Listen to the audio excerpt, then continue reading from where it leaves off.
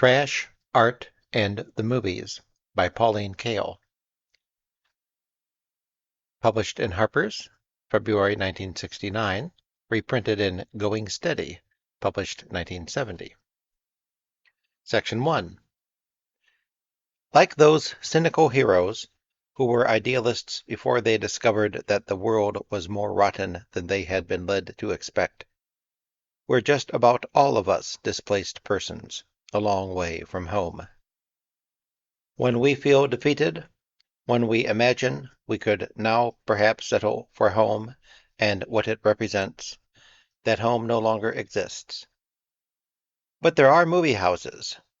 In whatever city we find ourselves, we can duck into a theater and see on the screen our familiars, our old ideals, aging as we are and no longer looking so ideal.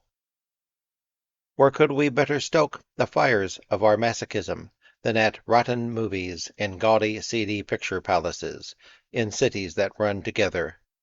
Movies and anonymity, a common denominator. Movies, a tawdry, corrupt art for a tawdry, corrupt world, fit the way we feel. The world doesn't work the way the school books said it did, and we are different from what our parents and teachers expected us to be. Movies are our cheap and easy expression, the sullen art of displaced persons. Because we feel low, we sink in the boredom, relax in the irresponsibility, and maybe grin for a minute when the gunman lines up 3 men and kills them with a single bullet, which is no more real to us than the nursery school story of the brave little tailor. We don't have to be told those are photographs of actors impersonating characters. We know, and we often know much more about both the actors and the characters they're impersonating, and about how and why the movie has been made, than is consistent with theatrical illusion. Hitchcock teased us by killing off the one marquee-name star early in Psycho, a gambit which startled us not just because of the suddenness of the murder or how it was committed, but because it broke a box office convention, and so it was a joke played on what audiences have learned to expect. He broke the rules of the movie game, and our response demonstrated how aware we are of commercial considerations. When movies are bad, and in the bad parts of good movies, our awareness of the mechanics and our cynicism about the aims and values is peculiarly alienating. The audience talks right back to the phony, outspoken, condescending "the detective." There are groans of dejection at "The Legend of Lila Clare," with now and then a desperate little titter. How well we all know that cheap depression that settles on us when our hopes and expectations are disappointed again. Alienation is the most common state of the knowledgeable movie audience, and though it has the peculiar rewards of low connoisseurship, a miser's delight in small favors, we long to be surprised out of it, not to a suspension of disbelief, nor to a Brechtian kind of alienation, but to pleasure, something a man can call good without self-disgust. A good movie can take you out of your dull funk and the hopelessness that so often goes with slipping into a theater. A good movie can make you feel alive again, in contact, not just lost in another city. Good movies make you care, make you believe in possibilities again. If somewhere in the Hollywood entertainment world someone has managed to break through with something that speaks to you, then it isn't all corruption. The movie doesn't have to be great. It can be stupid and empty, and you can still have the joy of a good performance, or the joy in just a good line. An actor's scowl, a small subversive gesture, a dirty remark that someone tosses off with a mock-innocent face, and the world makes a little bit of sense. Sitting there alone or painfully alone because those with you do not react as you do, You know there must be others, perhaps in this very theater, or in this city, surely in other theaters in other cities, now, in the past or future, who react as you do. And because movies are the most total and encompassing art form we have, these reactions can seem the most personal, and maybe the most important, imaginable. The romance of movies is not just in these stories and those people on the screen, but in the adolescent dream of meeting others who feel as you do about what you've seen. You do meet them, of course, and you know each other at once, because you talk less about good movies than about what you love in bad movies. Section 2. There is so much talk now about the art of the film that we may be in danger of forgetting that most of the movies we enjoy are not works of art. The Scalp Hunters, for example, was one of the few entertaining American movies this past year, but skillful though it was, one could hardly call it a work of art, if such terms are to have any useful meaning. Or to take a really gross example, a movie that is as crudely made as Wild in the Streets, slammed together with spit and hysteria and opportunism, can nevertheless be enjoyable, though it is almost a classic example of an unartistic movie. What makes these movies, that are not works of art, enjoyable? The Scalp Hunters was more entertaining than most westerns, largely because Burt Lancaster and Ossie Davis were peculiarly funny together. Part of the pleasure of the movie was trying to figure out what made them so funny. Burt Lancaster is an odd kind of comedian. What's distinctive about him is that his comedy seems to come out of his physicality. In serious roles, an undistinguished and too obviously hard-working actor, he has an apparently effortless flair for comedy, and nothing is more infectious than an actor who can relax in front of the camera as if he were having a good time. George Segal sometimes seems to have this gift of a wonderful amiability, and Brigitte Bardot was radiant with it in Viva Maria. Somehow, the alchemy of personality in the pairing of Lancaster and Ossie Davis, another powerfully funny actor of tremendous physical presence, worked, and the director, Sidney Pollack, kept tight control so that it wasn't overdone. And Wild in the Streets? It's a blatantly crummy-looking picture, but that somehow works for it instead of against it, because it's smart in a lot of ways that better-made pictures aren't. It looks like other recent products from American International Pictures, but it's as if one were reading a comic strip that looked just like the strip of the day before, and yet on this new one there are surprising expressions on the faces, and some of the balloons are really witty. There's not a trace of sensitivity in the drawing or in the idea, and there's something rather specially funny about wit without any grace at all. It can be enjoyed in a particularly crude way, as pop wit. The basic idea is corny. It can't happen here, with the freaked-out young as a new breed of fascists. But it's treated in the paranoid style of editorials about youth. It even begins by blaming everything on the parents. And a cheap idea that is this current and widespread has an almost lunatic charm, a nightmare gaiety. There's a relish that people have for the idea of drug-taking kids as monsters threatening them, the daily papers merging into Village of the Damned.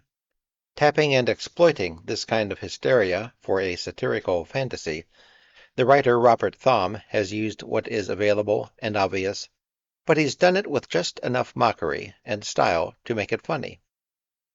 He throws in touches of characterization and occasional lines that are not there just to further the plot, and these throwaways make odd connections so that the movie becomes almost frolicsome in its paranoia, and in its delight in its own cleverness. If you went to Wild in the Streets expecting a good movie, you'd probably be appalled, because the directing is unskilled, and the music is banal, and many of the ideas in the script are scarcely even carried out, and almost every detail is messed up. The casting director has used bit players and extras who are decades too old for their roles. It's a paste-up job of cheap movie making, but it has genuinely funny performers who seize their opportunities and throw their good lines like boomerangs. Diane Varsi, like an even more zonked-out Geraldine Page, doing a perfectly quietly convincing freak-out, as if it were truly a put-on of the whole straight world. Hal Holbrook, with his inexpressive actorish face that is opaque and uninteresting in long shot, but in close-up reveals tiny little shifts of expression, slight tightenings of the features that are like the movement of thought. And Shelley Winters, of course, and Christopher Jones. It's not so terrible. It may even be a relief for a movie to be without the look of art. There are much worse things, aesthetically, than the crude, good-natured crumminess, the undisguised reach for a fast buck of movies without art. From I Was a Teenage Werewolf, through The Beach Parties, to Wild in the Streets and The Savage Seven, American International Pictures has sold a cheap commodity, which, in its lack of artistry and in its blatant and sometimes funny way of delivering action, serves to remind us that one of the great appeals of movies is that we don't have to take them too seriously. Wild in the Streets is a fluke, a borderline special case of a movie that is entertaining because some talented people got a chance to do something at American International that the more respectable companies were too nervous to try. But though I don't enjoy a movie so obvious and badly done as the big American International hit The Wild Angels, it's easy to see why kids do, and why many people in other countries do. The reasons are basically why we all started going to the movies. After a time, we may want more, but audiences who have been forced to wade through the thick middle-class padding of more expensively made movies to get to the action enjoy the nose-thumbing at good taste of cheap movies that stick to the raw materials. At some basic level, they like the pictures to be cheaply done. They enjoy the crudeness. It's a breather, a vacation from proper behavior and good taste and required responses. Patrons of burlesque applaud politely for the graceful erotic dancer, but go wild for the lewd lummox who bangs her big hips around. That's what they go to burlesque for. Personally, I hope for a reasonable minimum of finesse, and movies like Planet of the Apes, or The Scalp Hunters, or The Thomas Crown Affair seem to me minimal entertainment for a relaxed evening's pleasure. These are, to use traditional common-sense language, good movies or good bad movies. Slick, reasonably inventive, well-crafted. They are not art, but they are almost the maximum of what we're now getting from American movies. And not only these, but much worse movies are talked about as art, and are beginning to be taken seriously in our schools. It's preposterously egocentric to call anything we enjoy art, as if we could not be entertained by it if it were not. It's just as preposterous to let prestige, expensive advertising, snow us into thinking we're getting art for our money when we haven't even had a good time. I did have a good time at Wild in the Streets, which is more than I can say for Petulia or 2001 or a lot of other highly praised pictures. Wild in the Streets is not a work of art, but then I don't think Petulia or 2001 is either. Though Petulia has that kaleidoscopic hip look, and 2001 that new techniques look, which, combined with swinging or serious ideas, often pass for motion picture art. Section 3. Let's clear away a few misconceptions. Movies make hash of the schoolmarm's approach of how well the artist fulfilled his intentions. Whatever the original intention of the writers and director, it is usually supplanted as the production gets underway by the intention to make money, and the industry judges the film by how well it fulfills that intention. But if you could see the artist's intentions, you'd probably wish you couldn't anyway. Nothing is so deathly to enjoyment as the relentless march of a movie to fulfill its obvious purpose. This is indeed almost a defining characteristic of the hack director, as distinguished from an artist. The intention to make money is generally all too obvious. One of the excruciating comedies of our time is attending the new classes in cinema at the high schools, where the students may quite shrewdly and accurately interpret the plot developments in a mediocre movie in terms of manipulation for a desired response, while the teacher tries to explain everything in terms of the creative artist working out his theme. As if the conditions under which a movie is made and the market for which it is designed were irrelevant. As if the latest product from Warner's or Universal should be analyzed like a lyric poem. People who are just getting seriously interested in film always ask a critic, "Why don't you talk about technique and the visuals more?" The answer is that American movie technique is generally more like technology, and it usually isn't very interesting. Hollywood movies often have the look of the studio that produced them. They have a studio style. Many current Warner films are noisy and have a bright look of cheerful ugliness. Universal films, the cheap blur of money-saving processes, and so forth. Sometimes there is even a spirit that seems to belong to the studio. We can speak of the Paramount comedies of the 30s, or the 20th Century Fox family entertainment of the 40s, and CinemaScope comedies of the 50s, or the old MGM gloss, pretty much as we speak of Chevys or Studebakers. These movies look alike, they move the same way, they have just about the same engines because of the studio policies and the kind of material the studio heads bought, the ideas they imposed, the way they had the films written, directed, photographed, and the labs where the prints were processed. And, of course, because of the presence of the studio stable of stars for whom the material was often purchased and shaped, and who dominated the output of the studio. In some cases, as at Paramount in the 30s, studio style was plain and rather tacky, and the output, those comedies with Mary Boland and Mae West and Alison Skipworth and W.C. Fields, looks the better for it now.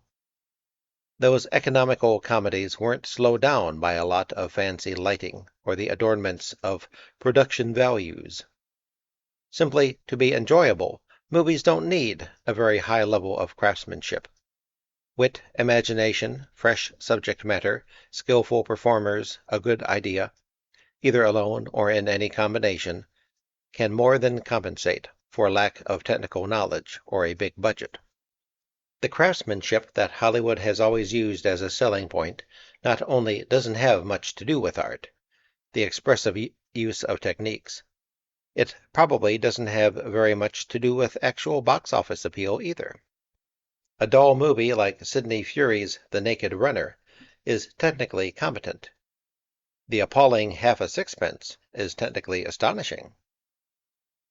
Though the large, popular audience has generally been respectful of expenditure, so much so that a critic who wasn't impressed by the money and effort that went into a Dr. Zhivago might be sharply reprimanded by readers. People who like The President's Analyst, or The Producers, or The Odd Couple don't seem to be bothered by their technical ineptitude and visual ugliness. And on the other hand, the expensive, slick techniques of ornately empty movies like A Dandy in Aspic can actually work against one's enjoyment, because such extravagance and waste are morally ugly. If one compares movies one likes to movies one doesn't like, craftsmanship of the big studio variety is hardly a decisive factor. And if one compares a movie one likes by a competent director such as John Sturges or Franklin Schaffner or John Frankenheimer, to a movie one doesn't much like by the same director, his technique is probably not the decisive factor. After directing The Manchurian Candidate, Frankenheimer directed another political thriller, 7 Days in May, which, considered just as a piece of direction, was considerably more confident. While seeing it, one could take pleasure in Frankenheimer's smooth showmanship.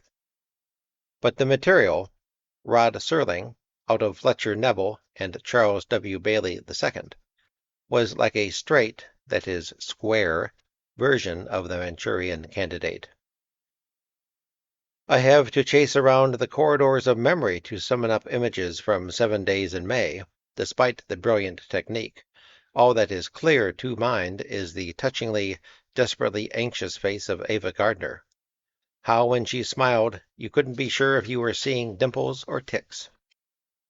But The Manchurian Candidate, despite Frankenheimer's uneven, often barely adequate staging, is still vivid because of the script.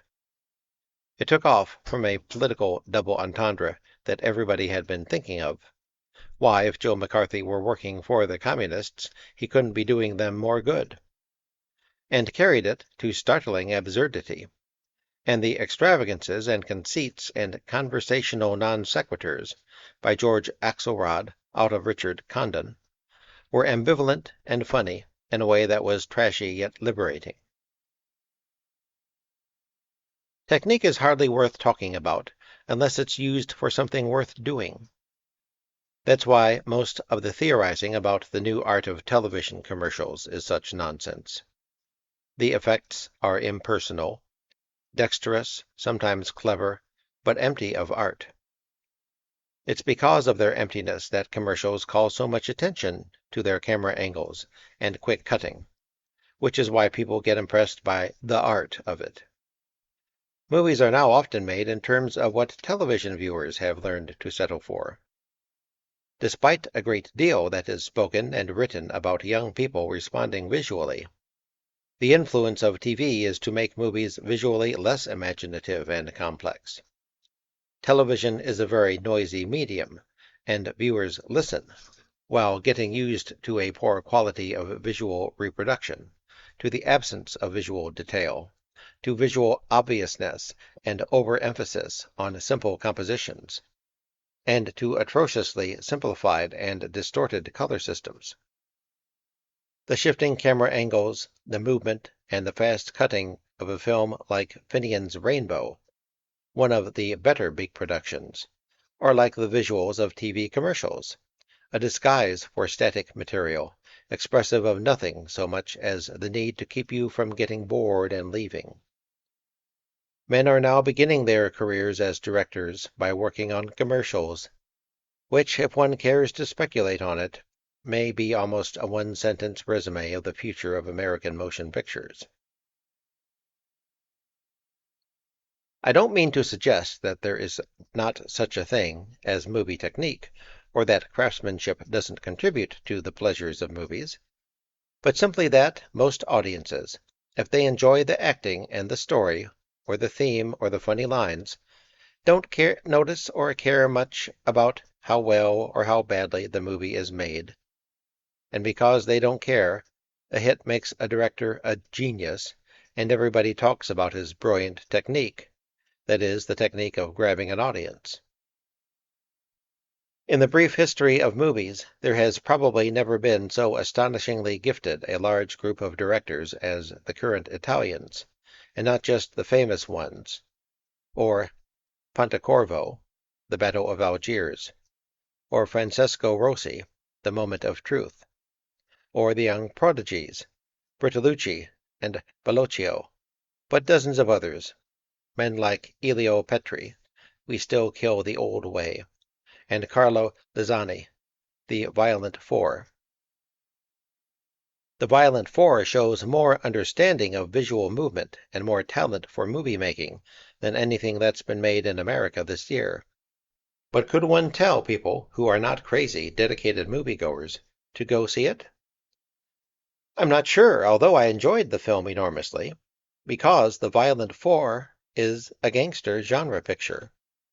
And it may be a form of asceticism, losing sight of what people go to movies for, and particularly what they go to foreign movies for a critic to say, his handling of crowds and street scenes is superb, or it has a great semi-documentary chase sequence. It does, but the movie is basically derived from our old gangster movies, and beautifully made as it is, one would have had a hard time convincing educated people to go see a movie that features a stunning performance by Gian Maria Volonte, which is based on Paul Mooney and James Cagney. Presumably, they want something different from movies than a genre picture that offers images of modern urban decay and is smashingly directed. If a movie is interesting primarily in terms of technique, then it isn't worth talking about, except to students who can learn from seeing how a good director works. And to talk about a movie like The Graduate in terms of movie technique is really a bad joke. Technique at this level is not of any aesthetic importance. It's not the ability to achieve what you're after, but the skill to find something acceptable. One must not talk about a film like this in terms of what audiences enjoy it for, or one is talking gibberish, and might as well be analyzing the art of commercials. And for the greatest movie artists, where there is a unity of technique and subject, one doesn't need to talk about technique much, because it has been subsumed in the art. One doesn't want to talk about how Tolstoy got his effects, but about the work itself.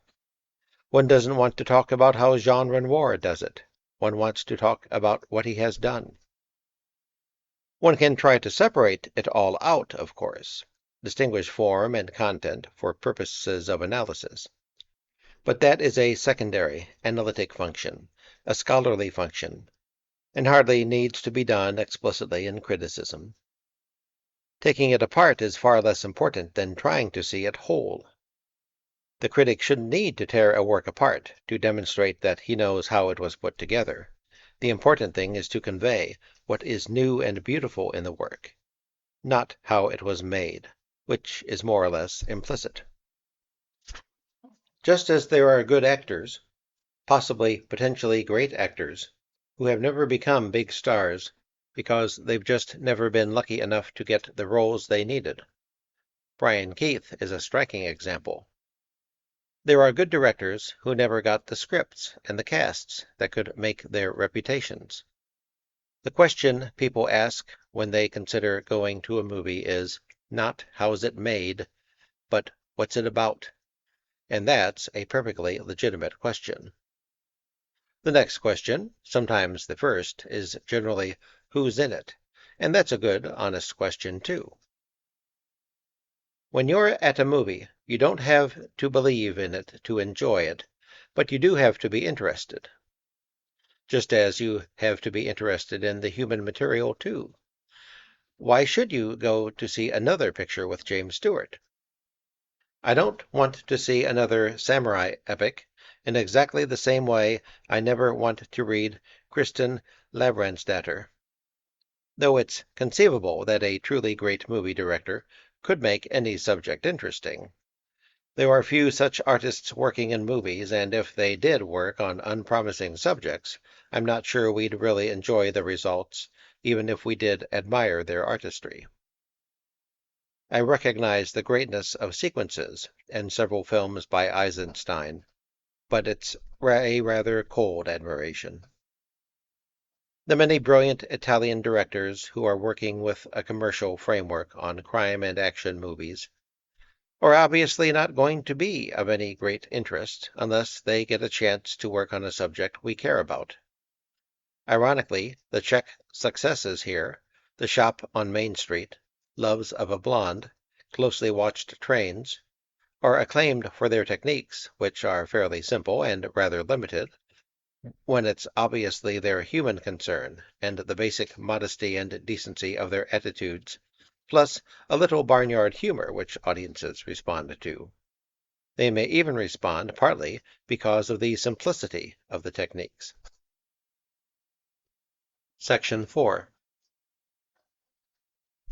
When we are children, though there are categories of films we don't like, documentaries generally, they're too much like education, and of course movies especially designed for children, by the time we can go on our own, we have learned to avoid them. Children are often put down by adults when the children say they enjoyed a particular movie.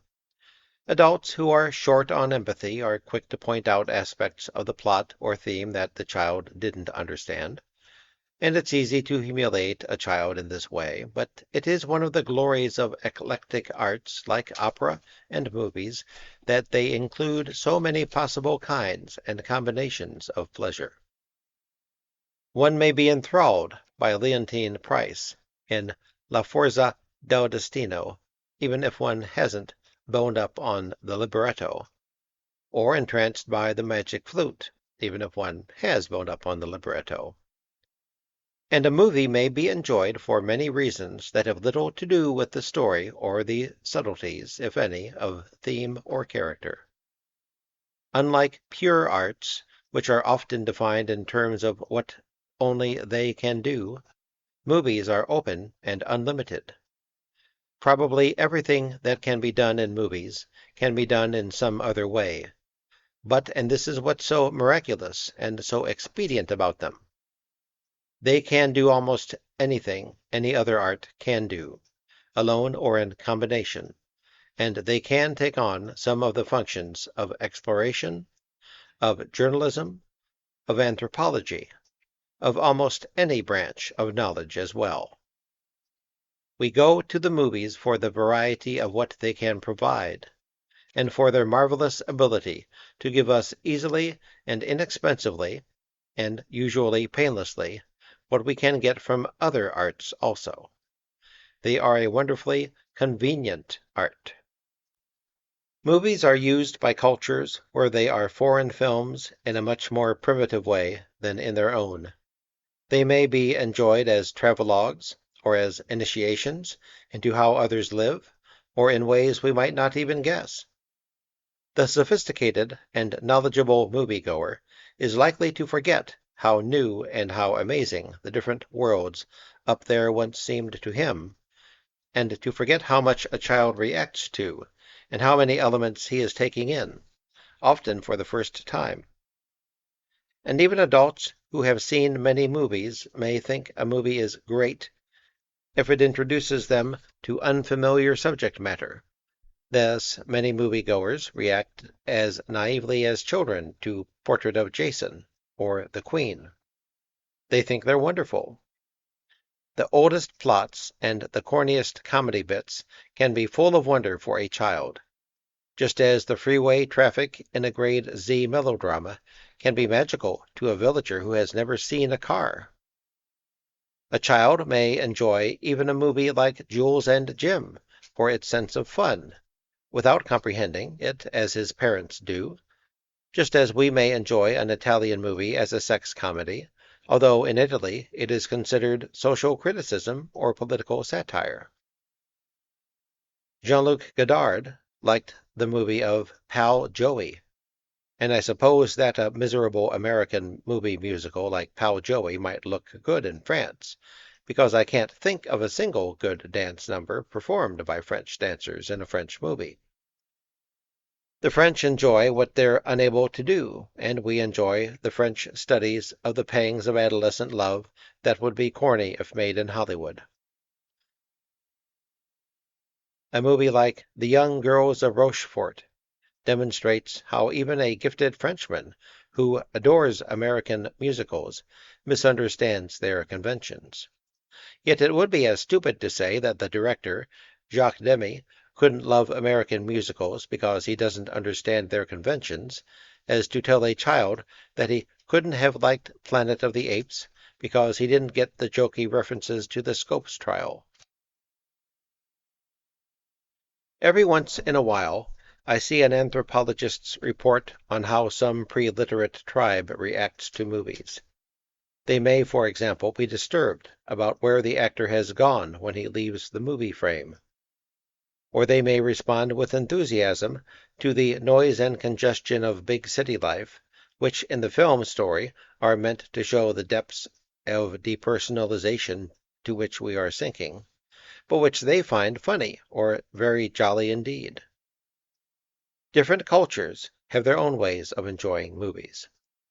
A few years ago, the new tribalists here responded to the gaudy fantasies of Juliet of the Spirits by using the movie to turn on. A few had already made a trip of 8.5, but Juliet, which was conveniently and perhaps not entirely accidentally, in electric psychedelic color, caught on because of it. The color was awful, like in bad MGM musicals, so one may wonder about the quality of the trips. The new tribalism in the age of the media is not necessarily the enemy of commercialism. It is a direct outgrowth of commercialism and its ally, perhaps even its instrument. If a movie has enough clout, reviewers and columnists who are bored are likely to give it another chance, until on the second or third viewing they discover that it affects them viscerally, and a big, expensive movie is likely to do just that. 2001 is said to have caught on with youth, which can make it happen, and it's said that the movie will stone you, which is meant to be a recommendation. Despite a few dissident voices, I've heard it said, for example, that 2001, quote, gives you a bad trip because the visuals don't go with the music, end quote. The promotion has been remarkably effective with students. The tribes tune in so fast that college students, thousands of miles apart, have heard what a great trip 2001 is before it has even reached their city. Using movies to go on a trip has about as much connection with the art of the film as using one of those Doris Day Rock Hudson jobs for ideas on how to redecorate your home, an earlier way of stoning yourself. But it is relevant to an understanding of movies to try to separate out, for purposes of discussion at least, how we may personally use a film, to learn how to dress or how to speak more elegantly, or how to make a grand entrance, or even what kind of coffee maker we wish to purchase, or to take off from the movies into a romantic fantasy or a trip, from what makes it a good movie or a poor one, because of course we can use poor films as easily as good ones, perhaps more easily, for such non-aesthetic purposes as shopping guides or aids to tripping. Section 5. We generally become interested in movies because we enjoy them, and what we enjoy them for has little to do with what we think of as art. The movies we respond to, even in childhood, don't have the same values as the official culture supported at school and in the middle-class home.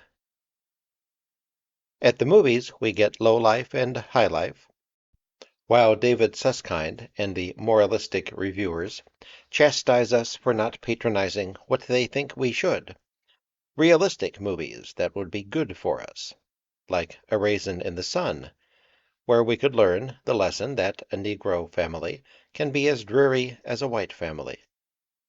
Movie audiences will take a lot of garbage, but it's pretty hard to make us queue up for pedagogy. At the movies, we want a different kind of truth, something that surprises us and registers with us as funny or accurate or maybe amazing, maybe even amazingly beautiful. We get little things even in mediocre and terrible movies. Jose Ferrer, sipping his booze through a straw in Enter Laughing. Scott Wilson's hard, scary, all-American boy you can't reach face cutting through the pretensions of In Cold Blood, with all its fancy, bleak cinematography. We got, and still have, embedded in memory, Tony Randall's surprising depth of feeling in The 7 Faces of Dr. Lao. Keenan Wynn and Moyna McGill in the lunch counter sequence of The Clock, John W. Bubbles on the dance floor in Cabin in the Sky, the inflection Gene Kelly gave to the line, "I'm a risin' young man," in Dewberry Was a Lady, Tony Curtis sang avidly in Sweet Smell of Success. Though the director may have been responsible for releasing it, it's the human material we react to most and remember longest. The art of the performers stays fresh for us, their beauty as beautiful as ever. There are so many kinds of things we get. The hangover sequence, wittily designed for the cinemascope screen in The Tender Trap, the atmosphere of the newspaper offices in The Luck of Ginger Coffee, the automat gone mad in Easy Living.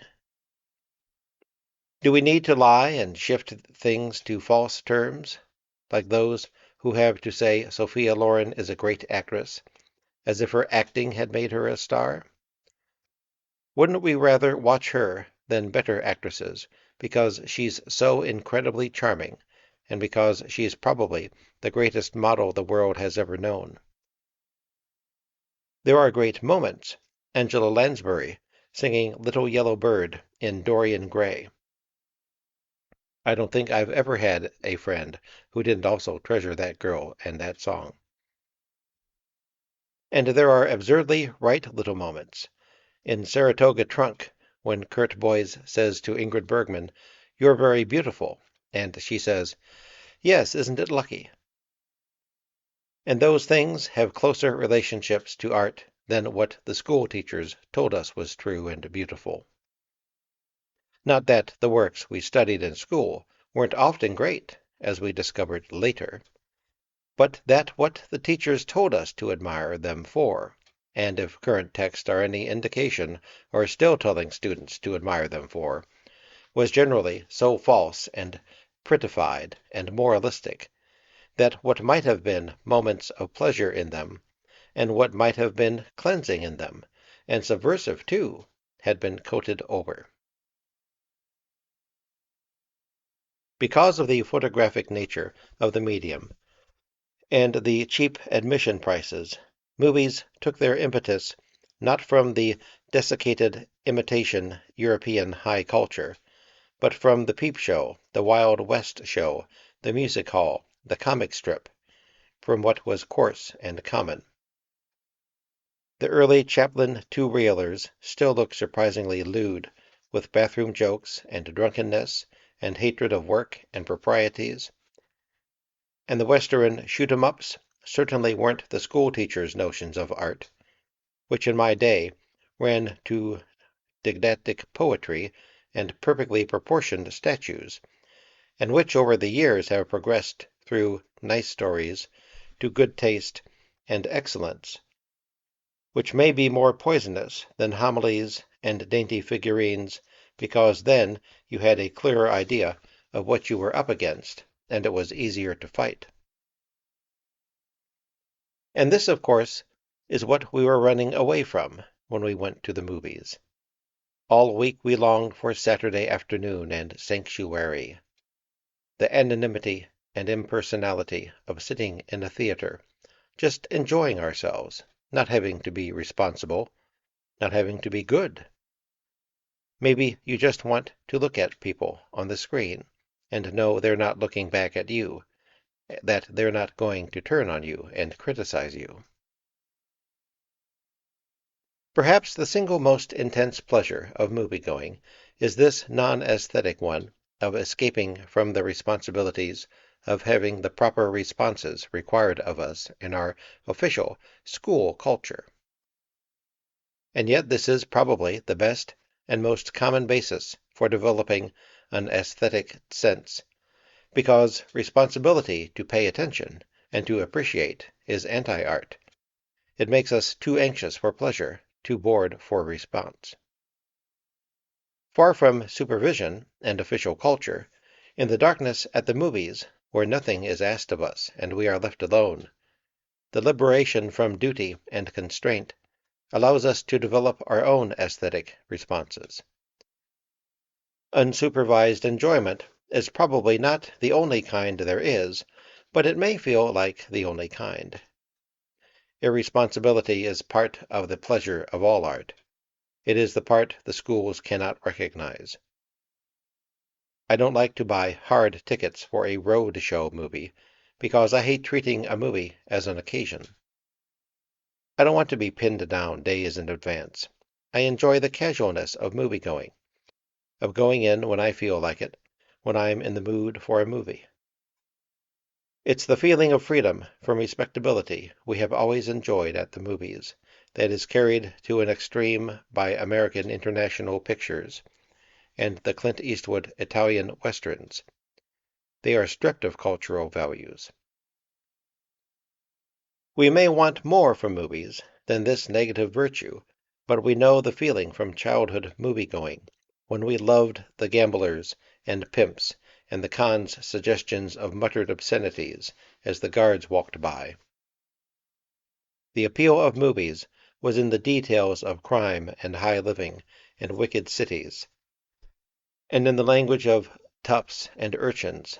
It was in the dirty smile of the city girl who lured the hero away from Janet Gaynor.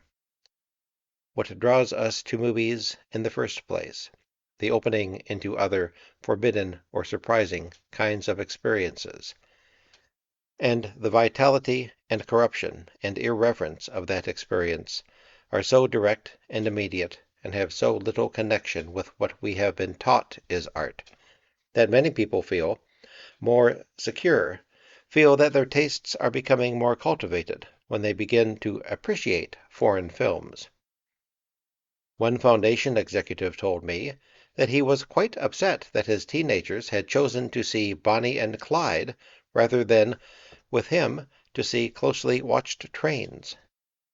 He took it as a sign of lack of maturity.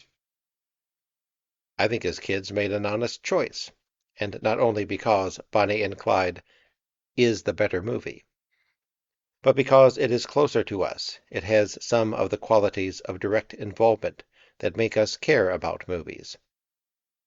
But it's understandable that it's easier for us, as Americans, to see art in foreign films than in our own, because of how we, as Americans, think of art.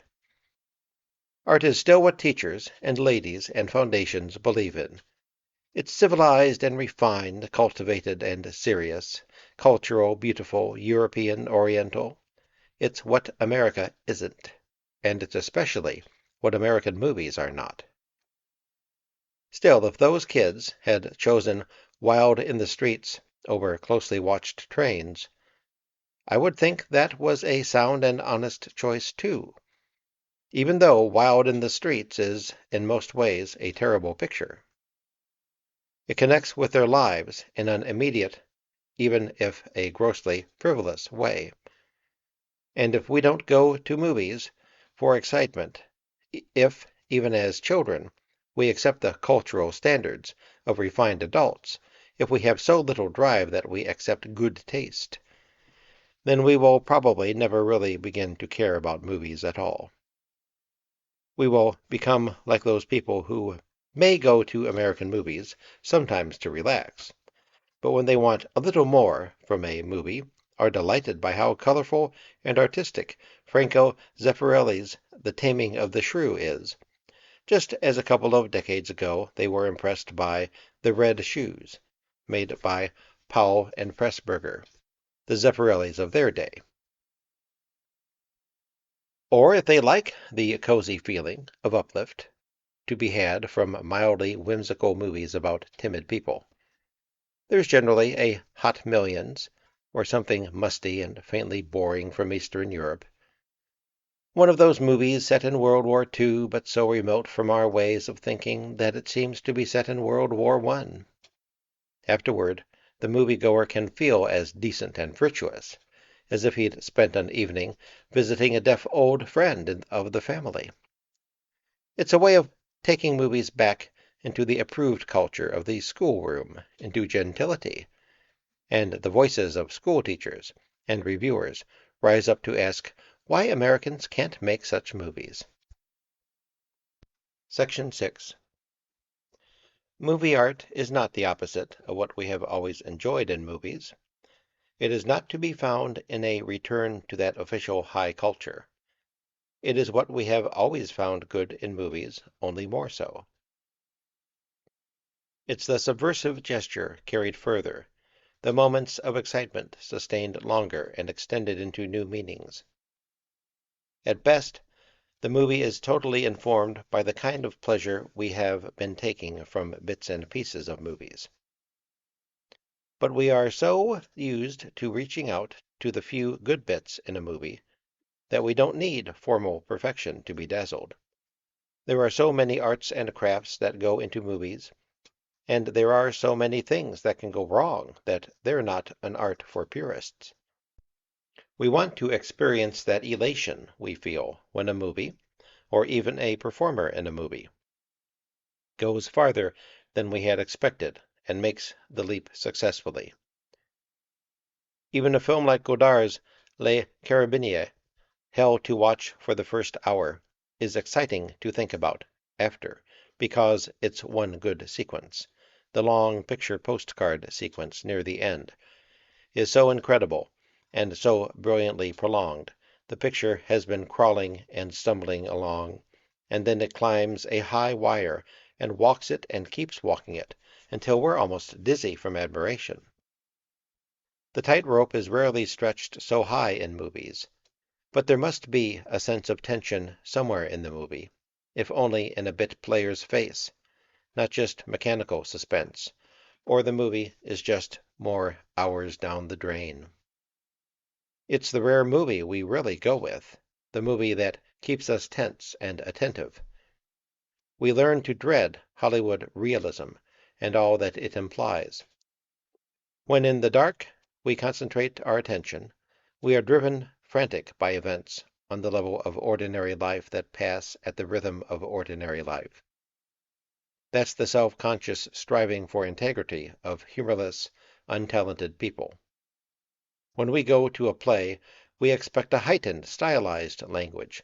The dull realism of the streets is unendurably boring, though we may escape from the play to the nearest bar to listen to the same language with relief. Better life than art imitating life. If we go back and think over the movies we've enjoyed, even the ones we knew were terrible movies, while we enjoyed them, what we enjoyed in them, the little part that was good, had in some rudimentary way some freshness, some hint of style, some trace of beauty, some audacity, some craziness.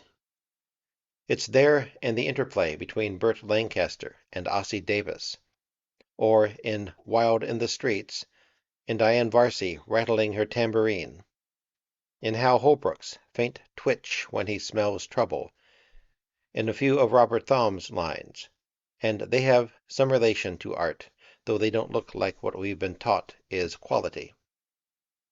They have the joy of playfulness. In a mediocre or rotten movie, the good things may give the impression that they come out of nowhere. The better the movie, the more they seem to belong to this world of the movie. Without this kind of playfulness, and the pleasure we take from it, art isn't art at all. It's something punishing, as it so often is in school, where even artists' little jokes become leaden from explanation. Keeping in mind that simple, good distinction that all art is entertainment, but not all entertainment is art, it might be a good idea to keep in mind also that if a movie is said to be a work of art and you don't enjoy it, the fault may be in you, but it's probably in the movie. Because of the money and advertising pressures involved, many reviewers discover a fresh masterpiece every week. And there's that cultural snobbery, that hunger for respectability that determines the selection of the even bigger annual masterpieces. In foreign movies, what is most often mistaken for quality is an imitation of earlier movie art or a derivation from respectable, approved work in the other arts, like the demented, suffering painter-hero of Hour of the Wolf smearing his lipstick in a facsimile of expressionist anguish. Kicked in the ribs, the press says art, when ouch would be more appropriate. When a director is said to be an artist, generally on the basis of earlier work, which the press failed to recognize, and especially when he picks artistic subjects, like the pain of creation, there is a tendency to acclaim his new bad work. This way, the press, in trying to make up for its past mistakes, manages to be wrong all the time. And so a Revenge of a Sour Virgin movie, like Truffaut's The Bride Wore Black, is treated respectfully, as if it somehow revealed an artist's sensibility in every frame. Reviewers who would laugh at Lana Turner going through her femme fatale act in another Ross Hunter movie swoon when Jean Moreau casts significant blank looks for Truffaut. In American movies, what is most often mistaken for artistic quality is box office success, especially if it's combined with a genuflection to importance. Then you have a movie the industry can be proud of, like To Kill a Mockingbird, or such Academy Award winners as West Side Story, My Fair Lady, or A Man for All Seasons. Fred Zinnemann made a fine modern variant of a Western, The Sundowners, and hardly anybody saw it until it got on television. But A Man for All Seasons had the look of prestige, and the press felt honored to praise it. I'm not sure most movie reviewers consider what they honestly enjoy as being central to criticism. Some at least appear to think that that would be relying too much on their own tastes, being too personal instead of being objective, relying on the ready-made terms of cultural respectability and on consensus judgment, which to a rather shocking degree can be arranged by publicists creating a climate of importance around a movie. Just as movie directors, as they age, hunger for what was meant by respectability in their youth, and aspire to prestigious cultural properties, so too the movie press longs to be elevated in terms of the cultural values of their old high schools. And so they, along with the industry, applaud ghastly tour de force performances, movies based on distinguished stage successes or prize-winning novels, or movies that are worthwhile, that make a contribution, serious, messagey movies. This often involves praise of bad movies, of dull movies, or even the praise in good movies of what was worst in them. This last mechanism can be seen in the honors bestowed on In the Heat of the Night. The best thing in the movie is that high comic moment when Poitier says, "I'm a police officer," because it's a reversal of audience expectations, and we laugh in delighted relief that the movie is not going to be another self-righteous, self-congratulatory exercise in the gloomy old Stanley Kramer tradition. At that point, the audience sparks to life. The movie is fun largely because of the amusing central idea of a black Sherlock Holmes and a Tom and Jerry cartoon of reversals. Poitier's color is used for comedy instead of for that extra dimension of irony and pathos that made movies like To Sir with Love unbearably sentimental. He doesn't really play the super sleuth very well. He's much too straight, even when spouting the kind of higher scientific nonsense about right-handedness and left-handedness that would have kept Basil Rathbone in an ecstasy of clipped diction, blinking eyes and raised eyebrows. Like Bogart in Beat the Devil, Poitier doesn't seem to be in on the joke, but Rod Steiger compensated with a comic performance that was even funnier for being so unexpected, not only from Steiger's career, which had been going in other directions, but after the apparently serious opening of the film. The movie was, however, praised by the press as if it had been exactly the kind of picture that the audience was so relieved to discover it wasn't going to be, except in its routine melodramatic sequences, full of fake courage, and the climaxes such as Poitiers slapping a rich white Southerner or being attacked by white thugs, except that is in its worst parts. When I saw it, the audience, both black and white, enjoyed the joke of the fast-witted, hyper-educated black detective explaining matters to the backward, blundering Southern chief of police slob. This racial joke is far more open and inoffensive than the usual irony of Poitiers being so good and so black. For once it's funny instead of embarrassing that he's so superior to everybody. In the Heat of the Night isn't in itself a particularly important movie. Amazingly alive photographically, it's an entertaining, somewhat messed up comedy thriller. The director, Norman Jewison, destroys the final joke when Steiger plays Redcap to Poitiers by infusing it with tender feeling, so it comes out sickly sweet. And it's too bad that a whodunit, in which the whole point is the demonstration of the Negro detective's ability to unravel what the white man can't, is never clearly unraveled. Maybe it needed a Negro super-director. The picture might have been more than just a lively whodunit if the detective had proceeded to solve the crime not by scientific means, but by an understanding of relationships in the South that the white chief of police didn't have. What makes it interesting for my purposes here is that the audience enjoyed the movie for the vitality of its surprising playfulness, while the industry congratulated itself because the film was hard-hitting. That is to say, it flirted with seriousness and spouted warm, worthwhile ideas.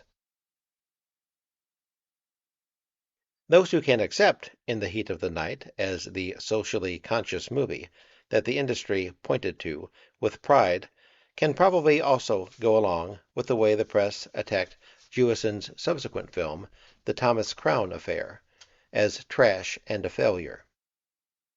One could even play the same game that was played on In the Heat of the Night and convert the Crown trifle into a sub-fascist exercise, because of course Crown, the Superman, who turns to crime out of boredom, is the crooked son of the fountainhead, out of Raffles.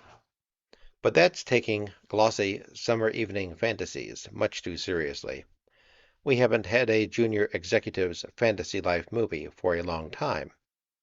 And to attack this return of the worldly gentleman thieves genre of Ronald Colman and William Powell politically is to fail to have a sense of humor about the little romantic adolescent fascist lurking in most of us. Part of the fun of movies is that they allow us to see how silly many of our fantasies are, and how widely they're shared. A light romantic entertainment like The Thomas Crown Affair, trash undisguised, is the kind of chic crappy movie which, one would have thought, nobody could be fooled into thinking was art. Seeing it is like lying in the sun, flicking through fashion magazines, and as we used to say, feeling rich and beautiful beyond your wildest dreams. But it isn't easy to come to terms with what one enjoys in films, and if an older generation was persuaded to dismiss trash, now a younger generation, with the press and the schools in hot pursuit, has begun to talk about trash as if it were really very serious art. College newspapers and the new press all across the country are full of a hilarious new form of scholasticism, with students using their education to cook up impressive reasons for enjoying very simple traditional dishes. Here's a communication from Cambridge to a Boston paper. Quote, to the editor, The Thomas Crown Affair is fundamentally a film about faith between people. In many ways it reminds me of a kind of updated old fable or tale about an ultimate test of faith. It is a film about a love affair, note the title, with a subplot of a bank robbery, rather than the reverse. The subtlety of the film is in the way the external plot is used as a matrix to develop serious motifs, much in the same way that the heat of the night functioned. Although Thomas Crown is an attractive and fascinating character, Vicky is the protagonist. Crown is consistent, predictable. He courts personal danger to feel superior to the system of which he is a part, and to make his otherwise overly comfortable life more interesting. Vicky is caught between two opposing elements within her, which, for convenience, I would call masculine and feminine. In spite of her glamour, at the outset she is basically masculine, in a man's type of job, ruthless, after prestige and wealth. But Crown looses the female in her. His test is a test of her femininity. The masculine responds to the challenge. Therein lies the pathos of her final revelation. Her egocentrism had not yielded to his. In this psychic context, the possibility of establishing faith is explored. The movement of the film is towards Vicky's final enigma. Her ambivalence is commensurate with the increasing danger to Crown. The suspense lies in how she will respond to her dilemma, rather than whether Crown will escape.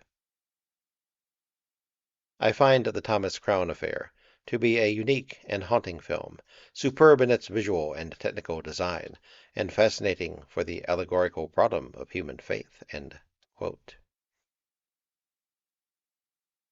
The Thomas Crown Affair is pretty good trash, but we shouldn't convert what we enjoy it for into false terms derived from our study of the other arts.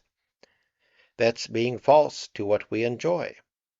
If it was priggish for an older generation of reviewers to be ashamed of what they enjoyed and to feel they had to be contemptuous of popular entertainment, it's even more priggish for a new movie generation to be so proud of what they enjoy that they use their education to try to place trash within the acceptable academic tradition. What the Cambridge boy is doing is a more devious form of that elevating and falsifying of people who talk about Lauren as a great actress instead of as a gorgeous, funny woman. Trash doesn't belong to the academic tradition.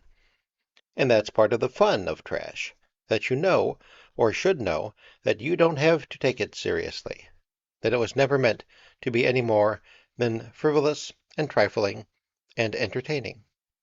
It's appalling to read solemn academic studies of Hitchcock or von Sternberg by people who seem to have lost sight of the primary reason for seeing films like Notorious or Morocco, which is that they were not intended solemnly, that they were playful and inventive, and faintly, often deliberately, absurd. And what's good in them, what relates them to art, is that playfulness and absence of solemnity. There is talk now about von Sternberg's technique, his use of light and decor and detail. And he is, of course, a kitsch master in these areas, a master of studied artfulness and pretty excess. Unfortunately, some students take this technique as proof that his films are works of art. Once again, I think, falsifying what they really respond to, the satisfying romantic glamour of his very pretty trash. Morocco is great trash, and movies are so rarely great art that if we cannot appreciate great trash, we have very little reason to be interested in them. The kitsch of an earlier era, even the best kitsch, does not become art, though it may become camp. Von Sternberg's movies became camp even while he was still making them, because, as the romantic feeling went out of his trash, when he became so enamored of his own pretty effects that he turned his human material into blank, effectless pieces of decor, his absurd, trashy style was all there was. We are now told in respectable museum publications that in 1932 a movie like Shanghai Express, quote, was completely misunderstood as a mindless adventure, end quote, when indeed it was completely understood as a mindless adventure, and enjoyed as a mindless adventure. It's a peculiar form of movie madness, crossed with academicism, this lowbrowism masquerading as highbrowism eating a candy bar, and cleaning an allegorical problem of human faith out of your teeth. If we always wanted works of complexity and depth, we wouldn't be going to movies about glamorous thieves and seductive women who sing in cheap cafes, and if we loved Shanghai Express, it wasn't for its mind, but for the glorious sinfulness of Dietrich informing Clive Brooke that it took more than one man to change my name to Shanghai Lily, and for the villainous Oriental chieftain, Warner Oland, delivering the classic howler, "The white woman stays with me." If we don't deny the pleasures to be had from certain kinds of trash, and accept the Thomas Crown affair as a pretty fair example of entertaining trash, then we may ask if a piece of trash like this has any relationship to art. And I think it does. Steve McQueen gives probably his most glamorous, fashionable performance yet, but even enjoying him as much as I do, I wouldn't call his performance art. It's artful, though, which is exactly what is required in this kind of vehicle.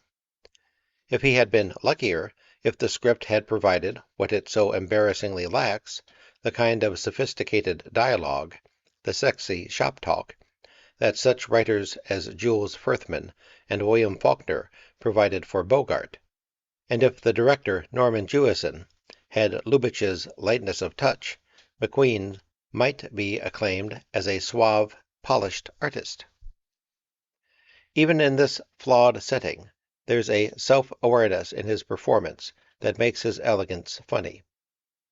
And Haskell Wexler, the cinematographer, lets go with a whole bag of tricks, flooding the screen with his delight and beauty, shooting all over the place, and sending up the material.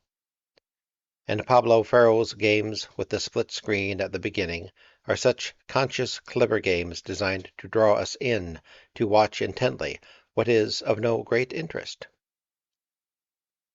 What gives this trash a lift, what makes it entertaining, is clearly that some of those involved, knowing, of course, that they were working on a silly, shallow script, and a movie that wasn't about anything of consequence, used the chance to have a good time with it. If the director, Norman Jewison, could have built a movie instead of putting together a patchwork of sequences, Crown might have had a chance to be considered a movie in the class and genre of Lubitsch's Trouble in Paradise. It doesn't come near that, because to transform this kind of kitsch, to make art of it, one needs that unifying grace, that formality and charm that a Lubitsch could sometimes provide. Still, even in this movie, we get a few grace notes in McQueen's playfulness, and from Wexler and Ferro.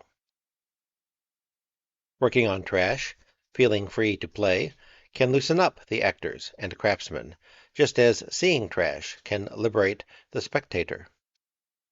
And as we don't get this playful quality of art much in movies except in trash, we might as well relax and enjoy it freely for what it is. I don't trust anyone who doesn't admit having at some time in his life enjoyed trashy American movies. I don't trust any of the tastes of people who were born with such good taste that they didn't need to find their way through trash. There is a moment in Children of Paradise when the rich nobleman, played by Louis Salou, turns on his mistress, the peachy plebeian Garrance, played by Arletty. He complains that in all their years together he has never had her love, and she replies, "You've got to leave something for the poor." We don't ask much from movies, just a little something that we can call our own. Who at some point hasn't set out dutifully for that fine foreign film and then ducked into the nearest piece of American trash? We're not only educated people of taste, we're also common people with common feelings. And our common feelings are not all bad. You hoped for some aliveness in that trash that you were pretty sure you wouldn't get from the respected art film. You had long since discovered that you wouldn't get it from certain kinds of American movies either. The industry now is taking a non-Victorian tone, priding itself on its few good, clean movies, which are always its worst movies, because almost nothing can break through the smug surfaces, and even performers' talents become cute and cloying. The lowest action trash is preferable to wholesome family entertainment. When you clean them up, when you make movies respectable, you kill them. The wellspring of their art, their greatness, is in not being respectable. Section 7. Does trash corrupt? A nutty Puritanism still flourishes in the arts, not just in the school teacher's approach of wanting art to be worthwhile, but in the higher reaches of the academic life with those ideologues who denounce us for enjoying trash, as if this enjoyment took us away from the really disturbing, angry new art of our time and somehow destroyed us. If we had to justify our trivial, silly pleasures, we'd have a hard time. How could we possibly justify the fun of getting to know some people in movie after movie, like Joan Blondell, the brassy blonde with the heart of gold, or waiting for the various tiny featured heroine to say her line so we could hear the riposte of her tough, wisecracking girlfriend? Iris Adrian was my favorite. Or when the picture got too monotonous, there would be the song interlude, introduced atmospherically, when the cops and crooks were both in the same Never Neverland nightclub, and everything stopped while a girl sang.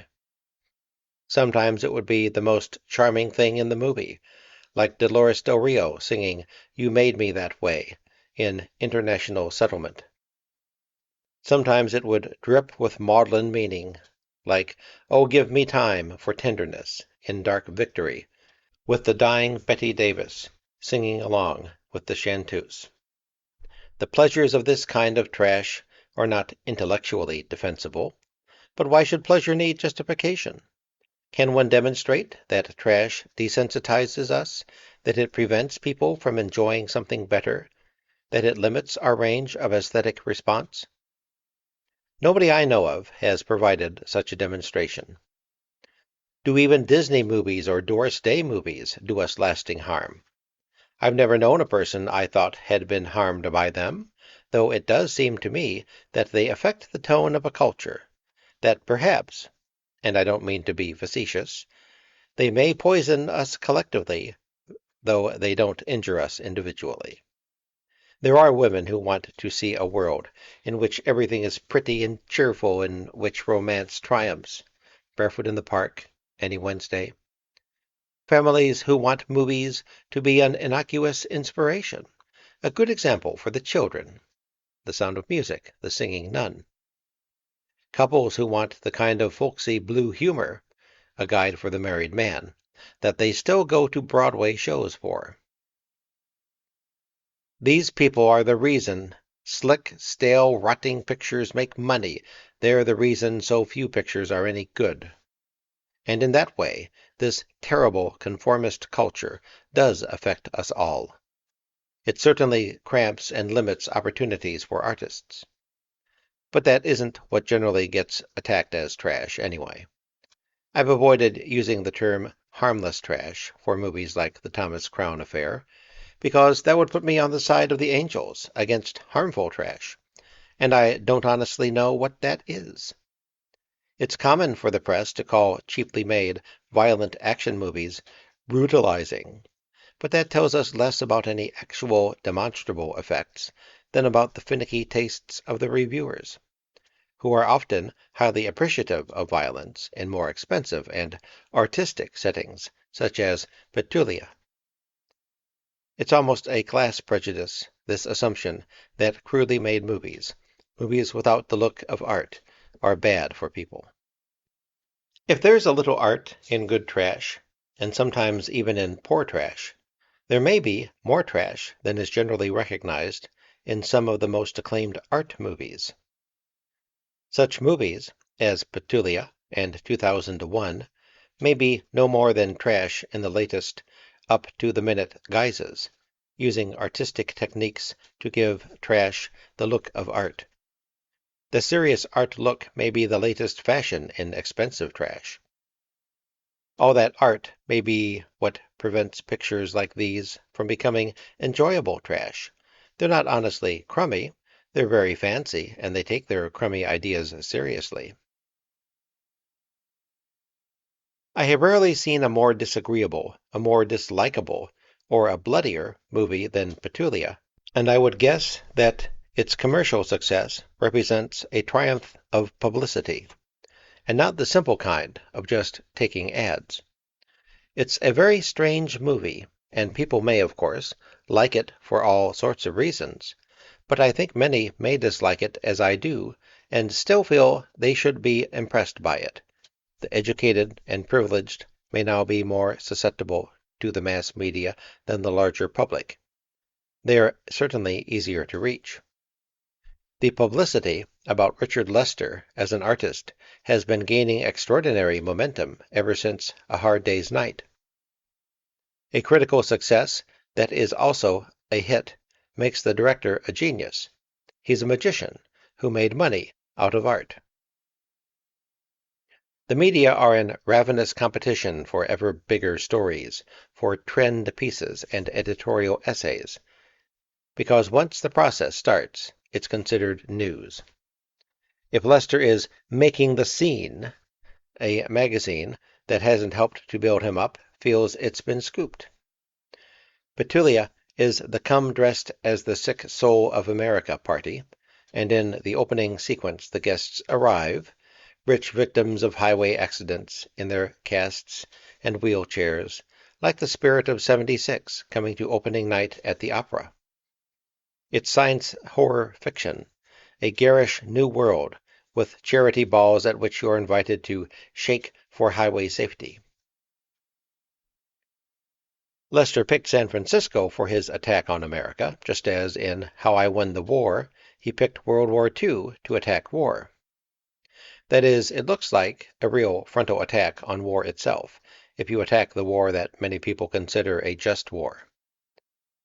But then he concentrated not on the issues of that war, but on the class hatreds of British officers and men, who were not engaged in defending London or bombing Germany, but in building a cricket pitch in Africa. In Petulia, his hate letter to America, he relocates the novel, shifting the locale from Los Angeles to San Francisco, presumably, again, to face the big challenge by showing that even the best country has to offer is rotten. But then he ducks the challenge he sets for himself by making San Francisco look like Los Angeles. And if he must put carnival barkers in Golden Gate Park and invent Sunday excursions for children to Alcatraz, if he must invent such caricatures of epicene expenditure and commercialism as bizarrely automated motels and dummy television sets, if he must provide his own ugliness and hysteria and lunacy and use filters to destroy the city's beautiful light, if, in short, he must falsify America in order to make it appear hateful, what is it he really hates? He's like a crooked cop framing a suspect with trumped-up evidence. We never find out why he's too interested in making a flashy case to examine what he's doing. And reviewers seem unwilling to ask questions which might expose them to the charge that they're still looking for meaning instead of, in the new cant, just reacting to images. Such questions as why does the movie keep juxtaposing shots of bloody surgery with shots of rock groups like the Grateful Dead or Big Brother and the Holding Company and shots of the war in Vietnam? What are these little montages supposed to do to us? Make us feel that even the hero, a hard-working, life-saving surgeon, is implicated in the war, and that somehow contemporary popular music is also allied to destruction and death? I thought only the moralists of the Soviet Union believed that. The images of Petulia don't make valid connections. They're joined together for shock and excitement, and I don't believe in the brilliance of a method which equates hippies, war, surgery, wealth, southern decadence, bullfights, etc. Lester's mix is almost as fraudulent as Mondo Cane. Petulia exploits any shocking material it can throw together to give false importance to a story about Holly Golightly and the man in the gray flannel suit. The jagged, glittering mosaic style of Petulia is an armor protecting Lester from an artist's task. This kind of style no longer fools people so much in writing, but it knocks them silly in films. Movie directors in trouble fall back on what they love to call personal style, though how impersonal it often is can be illustrated by Petulia, which is not edited, in the rhythmic modulations of graphic style associated with Lester, and soon most distinctly in his best edited, though not necessarily best film, Help, but in the style of the movie surgeon, Anthony Gibbs, who acted as chopper on it, and who gave it the same kind of scissoring which he had used on The Loneliness of the Long-Distance Runner, and in his rescue operation on Tom Jones. This is, in much of Petulia, the most insanely obvious method of cutting film ever devised. Keep the audience jumping with cuts, juxtapose startling images, anything for effectiveness, just make it brilliant, with the director taking, apparently, no responsibility for the implied connections. The editing style is derived from Alain Resnais, and though it's a debatable style in his films, he uses it responsibly, not just opportunistically. Richard Lester, the director of Petulia, is a shrill scold in mod clothes. Consider a sequence like the one in which the beaten to a gruesome pulp heroine is taken out to an ambulance, to the accompaniment of hippies making stupid, unfeeling remarks. It is embarrassingly reminiscent of the older people's comments about the youthful sub-pre-hippies of the Knack. Lester has simply shifted villains. Is he saying that America is so rotten that even our hippies are malignant? I rather suspect he is, but why? Lester has taken a fashionably easy way to attack America, and because of the war in Vietnam, some people are willing to accept the bloody montages that make them feel we're all guilty. We're rich, we're violent, we're spoiled, we can't relate to each other, etc. Probably the director who made 3 celebrations of youth and freedom, A Hard Day's Night, The Knack, and Help, is now desperate to expand his range and become a serious director, and this is the new look in seriousness. It's easy to make fun of the familiar ingredients of trash. The kook heroine who steals a tuba, that's not like the best of Carole Lombard, but like the worst of Irene Dunne. The vaguely impotent, meaningless, handsome rotter husband, Richard Chamberlain, back to the rich, spineless weaklings of David Manners, and Joseph Cotton as one more insanely vicious, decadent Southerner spewing out villainous lines. Even Victor Jory in The Fugitive Kind wasn't much meaner. What's terrible is not so much this feeble, conventional trash as the director's attempts to turn it all into scintillating art and burning comment. What is really awful is the trash of his ideas and artistic effects. Is there any art in this obscenely self-important movie? Yes, but in a format like this, the few good ideas don't really shine, as they do in simpler trash. We have to go through so much unpleasantness and showing off to get to them. Lester should treat himself more as a director and stop the cinemagician stuff, because there's good, tense direction in a few sequences. He got a good performance from George C. Scott, and a sequence of post-marital discord between Scott and Shirley Knight that, although overwrought, is not so glaringly overwrought as the rest of the picture. It begins to suggest something interesting that the picture might have been about. Shirley Knight should, however, stop fondling her hair like a miser with a golden hoard. It's time for her to get another prop. And Julie Christie is extraordinary just to look at. Lewd and anxious, expressive and empty, brilliantly faceted, but with something central missing, almost as if there's no woman inside. Section 8.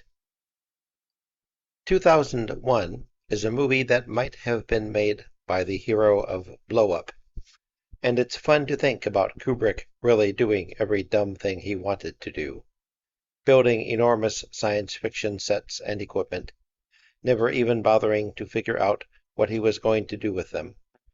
Pauline, too, had gotten carried away with the erector set approach to movie making. But his big science fiction construction, exposed to view at the end of 8½, was abandoned. Kubrick never really made his movie either, but he doesn't seem to know it. Some people like the American International Pictures stuff because it's rather idiotic, and maybe some people love 2001 just because Kubrick did all that stupid stuff, acted out a kind of super sci-fi nuts fantasy. In some ways, it's the biggest amateur movie of them all, complete even to the amateur movie obligatory scene, the daughter's... In some ways, it's the biggest amateur movie of them all, complete even to the amateur movie obligatory scene, the director's little daughter, in curls, telling Daddy what kind of present she wants. There was a little pre-title sequence in You Only Live Twice, with an astronaut out in space that was in a looser, more free style than 2001. A daring little moment that I think was more fun than all of 2001. It had an element of the unexpected, of the shock of finding death in space lyrical. Kubrick is carried away by the idea. The secondary title of Dr. Strangelove, which we took to be satiric, How I Learned to Stop Worrying and Love the Bomb, was not, it now appears, altogether satiric for Kubrick. 2001 celebrates the invention of tools of death as an evolutionary route to a higher order of non-human life. Kubrick literally learned to stop worrying and love the bomb. He's become his own butt, the Herman Kahn of extraterrestrial games theory. The ponderous, blurry appeal of the picture may be that it takes its stoned audience out of this world to a consoling vision of a graceful world of space, controlled by superior godlike minds, where the hero is reborn as an angelic baby. It has the dreamy, somewhere over the rainbow appeal of a new vision of heaven. 2001 is a celebration of cop-out. It says man is just a tiny nothing on the stairway to paradise. Something better is coming, and it's all out of your hands anyway. There's an intelligence out there in space, controlling your destiny from ape to angel. So just follow the slab. Drop up. It's a bad, bad sign when a movie director begins to think of himself as a myth maker. And this limp myth of a grand plan that justifies slaughter and ends with resurrection has been around before. Kubrick's storyline, accounting for evolution by an extraterrestrial intelligence, is probably the most gloriously redundant plot of all time. And although his intentions may have been different, 2001 celebrates the end of man. Those beautiful mushroom clouds at the end of Strangelove were no accident. In 2001, A Space Odyssey, death and life are all the same. No point is made in the movie of Gary Lockwood's death. The moment isn't even defined, and the hero doesn't discover that the hibernating scientists have become corpses. That's unimportant in a movie about the beauties of resurrection. Trip off to join the cosmic intelligence and come back a better mind. And as the trip in the movie is the usual psychedelic light show, the audience doesn't even have to worry about getting to Jupiter. They can go to heaven in Cinerama. It isn't accidental that we don't care if the characters live or die. If Kubrick has made his people so uninteresting, it is partly because characters and individual fates just aren't big enough for certain kinds of big movie directors. Big movie directors become generals in the arts, and they want subjects to match their new importance. Kubrick has announced that his next project is Napoleon, which, for a movie director, is the equivalent of Joan of Arc for an actress. Lester's savage comments about affluence and malaise, Kubrick's inspirational banality about how we will become as gods through machinery, are big-shot show business deep thinking. This isn't a new show business phenomenon. It belongs to the genius tradition of the theater. Big entrepreneurs, producers, and directors who stage big, spectacular shows. Even designers of large sets have traditionally begun to play the role of visionaries and thinkers and men with answers. They get too big for art. Is a work of art possible if pseudoscience and the technology of movie making become more important to the artist than man? This is central to the failure of 2001. It's a monumentally unimaginative movie. Kubrick, with his $750,000 centrifuge, and in love with gigantic hardware and control panels, is the Belasco of science fiction. The special effects, though straight from the drawing board, are good and big and awesomely expensively detailed. There's a little more that's good in the movie, when Kubrick doesn't take himself too seriously, like the comic moment when the gliding space vehicles begin their Johann Strauss waltz. That is to say, when the director shows a bit of a sense of proportion about what he's doing, and sees things momentarily as comic, when the movie doesn't take itself with such idiot solemnity. The light show trip is of no great distinction. Compared to the work of experimental filmmakers like Jordan Belson, it's third-rate. If big film directors are to get credit for doing badly what others have been doing brilliantly for years with no money, just because they've put it on a big screen, then businessmen are greater than poets and theft is art. Section 9. Part of the fun of movies is in seeing what everybody's talking about. And if people are flocking to a movie, or if the press can con us into thinking that they are, then, ironically, there is a sense in which we want to see it, even if we suspect we won't enjoy it, because we want to know what's going on. Even if it's the worst inflated pompous trash that is the most talked about, and it usually is, and even if that talk is manufactured, we want to see the movies because so many people fall for whatever is talked about that they make the advertisers' lies true. Movies absorb material from the culture and the other arts so fast that some films that have been widely sold become culturally and sociologically important, whether they are good movies or not. Movies like Morgan or Gregory Girl or The Graduate. Aesthetically trivial movies which, however, because of the ways some people react to them, enter into the national bloodstream, become cultural and psychological equivalents of watching a political convention, to observe what's going on. And though this has little to do with the art of movies, it has a great deal to do with the appeal of movies. An analyst tells me that when his patients are not talking about their personal hang-ups and their immediate problems, they talk about the situations and characters in movies like The Graduate or Belle de Jour, and they talk about them with as much personal involvement as about their immediate problems. I have elsewhere suggested that this way of reacting to movies as psychodrama used to be considered a pre-literate way of reacting, but that now those considered post-literate are reacting like pre-literates. The high school and college students identifying with Gregory Girl or Dustin Hoffman's Benjamin are not that different from the stenographer who used to live and breathe with the Joan Crawford working girl and worry about whether that rich boy would really make her happy, and considered her pictures great.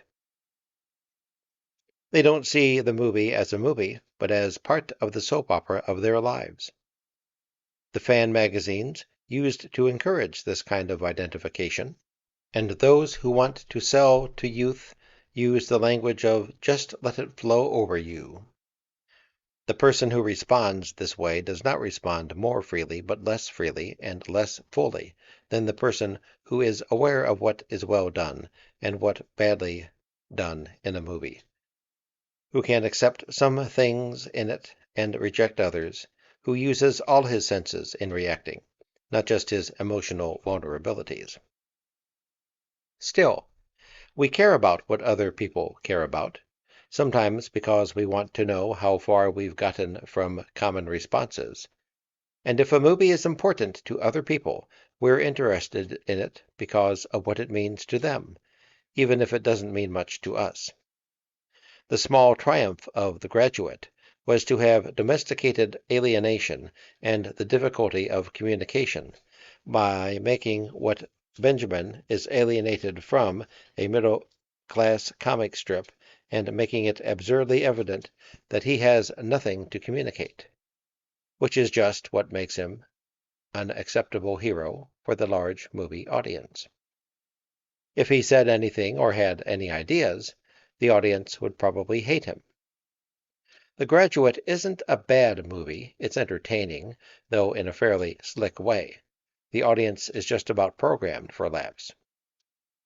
What's surprising is that so many people take it so seriously.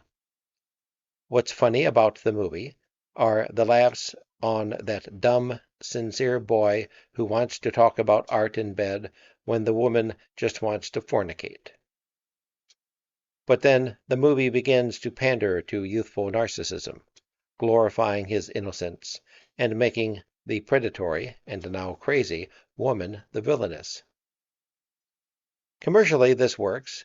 The inarticulate doll boy becomes a romantic hero for the audience to project into with all those squishy and now conventional feelings of look, his parents don't communicate with him, look, he wants truth, not sham, and so on. But the movie betrays itself and its own expertise, sells out its comic moments that click along with the rhythm of a Broadway hit, to make the oldest movie pitch of them all, asking the audience to identify with the simpleton who is the latest version of the misunderstood teenager and the pure in heart boy next door. It's almost painful to tell kids who have gone to see The Graduate 8 times that once was enough for you because you've already seen it 80 times with Charles Ray and Robert Herron and Richard Barthelmess and Richard Cromwell and Charles Farrell. How could you convince them that a movie that sells innocence is a very commercial piece of work when they're so clearly in the market to buy innocence? When The Graduate shifts to the tender awakenings of love, it's just the latest version of David and Lisa. The Graduate only wants to succeed, and that's fundamentally what's the matter with it. There is a pause for a laugh after the mention of Berkeley that is an unmistakable sign of hunger for success. This kind of movie making shifts values, shifts focus, shifts emphasis, shifts everything for a surefire response. Mike Nichols' gift is that he lets the audience direct him. This is demagoguery in the arts. Even the cross-generation fornication is standard for the genre. It goes back to Pauline Frederick in Smoldering Fires, and Clara Bow was at it with Mama Alice Joyce's boyfriend in Our Dancing Mothers, and in the 40s it was Mildred Pierce. Even the terms are not different. In these movies, the seducing adults are customarily sophisticated, worldly, and corrupt. The kids basically innocent, though not so humorless and blank as Benjamin. In its basic attitudes, The Graduate is corny American. It takes us back to before The Game of Love with Edward Follier as the sympathetic older woman, and A Cold Wind in August with the sympathetic Lola Albright performance. What's interesting about the success of The Graduate is sociological, the revelation of how emotionally accessible modern youth is to the same old manipulation. The recurrence of certain themes in movies suggests that each generation wants romance restated in slightly new terms, and of course it's one of the pleasures of movies as a popular art that they can answer this need. And yet, one doesn't expect an educated generation to be so soft on itself, much softer than the factory workers of the past who didn't go back over and over to the same movies, mooning away in fixation on themselves, and thinking this fixation meant movies had suddenly become an art, and their art.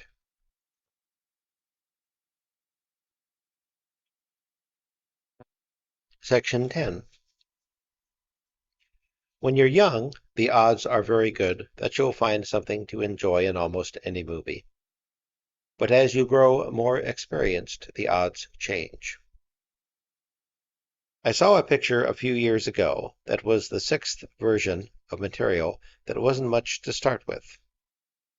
Unless you're feeble-minded, the odds get worse and worse. We don't go on reading the same kind of manufactured novels, pulp westerns or detective thrillers, say, all of our lives, and we don't want to go on and on looking at movies about cute heists by comically assorted gangs. The problem with a popular art form is that those who want something more are in a hopeless minority compared with the millions who are always seeing it for the first time, or for the reassurance and gratification of seeing the conversations fulfilled again. Possibly a large part of the older audience gives up movies for this reason, simply that they've seen it before, and probably this is why so many of the best movie critics quit. They're wrong when they blame it on the movies going bad. It's the odds becoming so bad, and they can no longer bear the many tedious movies for the few good moments and the tiny shocks of recognition. Some become too tired, too frozen in fatigue, to respond to what is new. Others who do stay awake may become too demanding for the young, and who are seeing it for the first 100 times. The critical task is necessarily comparative, and younger people do not truly know what is new. And despite all the chatter about the media and how smart the young people are, they are incredibly naive about mass culture, perhaps more naive than earlier generations, though I don't know why. Maybe watching all that television hasn't done so much for them as they seem to think. And when I read a young intellectual's appreciation of Rachel, and come to "The mother's passion for chocolate bars is a superb symbol for the second coming of childhood," I know the writer is still in his first childhood, and I wonder if he's going to come out of it. One's movie-going tastes and habits change. I still like in movies what I always liked, but now, for example, I really want documentaries. After all the years of stale, stupid, acted-out stories, with less and less for me in them, I am desperate to know something, desperate for facts, for information, for faces of non-actors, and for knowledge of how people live, for revelations, not for the little bits of show business detail worked up for us by show business minds who got them from the same movies we're tired of. But the big change is in our habits. If we make any kind of decent, useful life for ourselves, we have less need to run from it to those diminishing pleasures of the movies. When we go to the movies, we want something good, something sustained. We don't want to settle for just a bit of something, because we have other things to do. If life at home is more interesting, why go to the movies? And the theaters, frequented by true moviegoers. Those perennial displaced persons in each city, the loners and the losers, depress us. Listening to them, and they are often more audible than the soundtrack, as they cheer the cons and jeer the cops, we may still share their disaffection, but it's not enough to keep us interested in cops and robbers. A little nose-thumbing isn't enough. If we've grown up at the movies, we know that good work is continuous, not with the academic, respectable tradition, but with the glimpse of something good in trash. But we want the subversive gesture carried out to the domain of discovery.